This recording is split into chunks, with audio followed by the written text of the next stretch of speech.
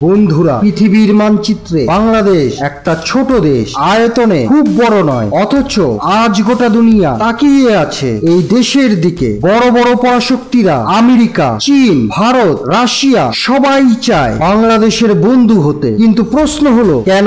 এই প্রশ্নের উত্তর পেতে হলে আমাদের একটু পিছনে ফিরতে হবে। ইতিহাসে, ভূগোলের মানচিত্রে আর আধুনিক দুনিয়া কৌশলগত খেলায় বাংলাদেশকে কোথায় দাঁড় করানো হয় তা বুঝতে হবে। এই দেশটা দক্ষিণ এশিয়া ঠিক কেন্দ্রে অবস্থিত।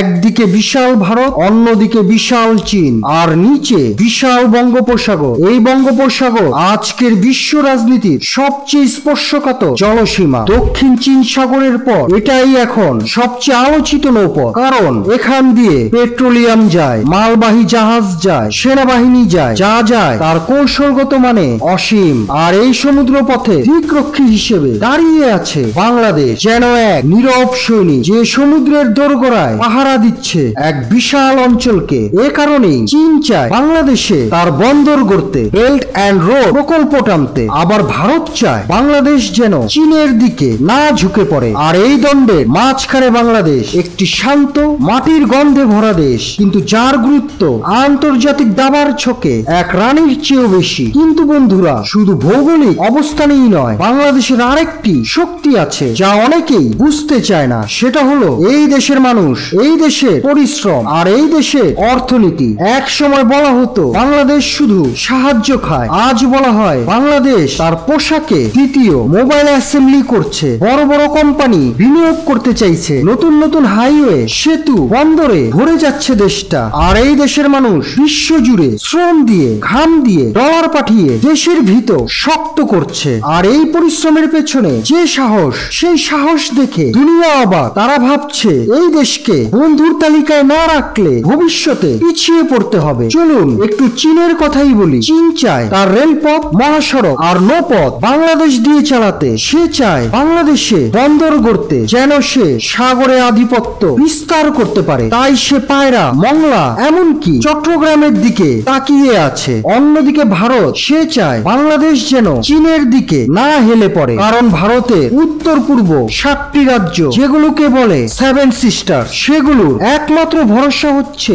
বাংলাদেশের ভেতর দিয়ে যাওয়া রাস্তা আর রেল লাইন। অর্থাৎ ভারত জানে যদি বাংলাদেশ বন্ধুর চেয়ে দূরের কেউ হয়, তবে সে নিজের সেভেন সিস্টার্সকেই হারাবে। এদিকে আমেরিকা, ইউরোপ তারা দেখছে বাংলাদেশ দ্রুত উন্নয়নের দিকে এগোচ্ছে। তারা চায় এখানে মানবাধিকার, গণতন্ত্র এবং মুক্ত বাজার অর্থনীতি থাকুক, কারণ বাংলাদেশ এখন 18 কোটি মানুষের বিশাল বাজার, যাকে পাশে না রাখলে তাদের কোম্পানিগুলো প্রবেশ করতে পারবে না। বন্ধুরা, বাংলাদেশ একদিকে যেমন দরিদ্র, তেমনি সম্ভাবনায় ভরা। এ দেশের যুব সমাজ এখন মোবাইলে বসে ফ্রিল্যান্সিং শিখছে, ডিজিটাল বাংলাদেশ গড়ে তুলছে। মেয়েরা গার্মেন্টসে কাজ করছে, বিশ্ববিদ্যালয়ে যাচ্ছে, আর প্রবাসীরা বিশ্বের কোণে কোণে বাংলাদেশের পতাকা তুলে ধরছে। সৌদি, দুবাই, কাতার, মালয়েশিয়া, এমনকি আরো অনেক দেশে প্রবাসী ভাইয়েরা দেশের জন্য ডলার পাঠিয়ে যে অর্থনীতি হৃদস্পন্দন চালিয়ে যাচ্ছে, তা আজ বিশ্বের জন্য উদাহরণ। তাই তো বন্ধুরা, সবাই চায় এই দেশের পাশে থাকতে, সবাই চায় বাংলাদেশের বন্ধু হতে। কেউ চায় বিনিয়োগ করতে, কেউ চায় সামরিক ঘাঁটি বসাতে, কেউ চায় ট্রানজিট নিতে, কেউ চায় নিজেদের পণ্য এই দেশের মাধ্যমে দক্ষিণ পূর্ব এশিয়ায় পৌঁছাতে। এই যে কূটনৈতিক টানাটানি, এই যে বন্ধুত্বের প্রতিযোগিতা, তাই বলে দিচ্ছে বাংলাদেশ এখন আর তালবিহীন ঝুড়ি নয়। এ দেশ এখন একটা কৌশলগত হিরে, যাকে পেতে সবাই রাজি যে কোনো মূল্যে। তবে আমাদেরকেই ঠিক করতে হবে কাকে বন্ধু রাখবো আর কাকে রাখবো দূরে, কারণ ভুল বন্ধুত্ব যেমন এই দেশকে ধ্বংস করে দিতে পারে, সঠিক বন্ধুত্ব এই ছোট দেশকেও পরিণত করতে পারে বিশাল পরাশক্তিতে। বাংলাদেশ এখন ক্রসরোডসে দাঁড়িয়ে। এটা কেবল রাজনীতির গল্প না, এটা আমাদের ভবিষ্যতের গল্প। আর এই গল্পটা আমরা সবাই মিলে লিখবো। এই ভিডিওর শেষটা আমি উৎসর্গ করতে চাই সেই সব প্রবাসী ভাইদের যারা দূর দেশে রোদের নিচে কাজ করেন, বুকে বাংলাদেশ নিয়ে ঘুমান, আর প্রতিদিন হাজারো কষ্ট সহ্য করে দেশের জন্য ডলার পাঠান। আপনারাই বাংলাদেশ, আপনারাই এই দেশের আসল নায়ক। আপনাদের প্রতি রইল টাইমলাইন উইথ পারভেজের পক্ষ থেকে গভীর ভালোবাসা আর শ্রদ্ধা।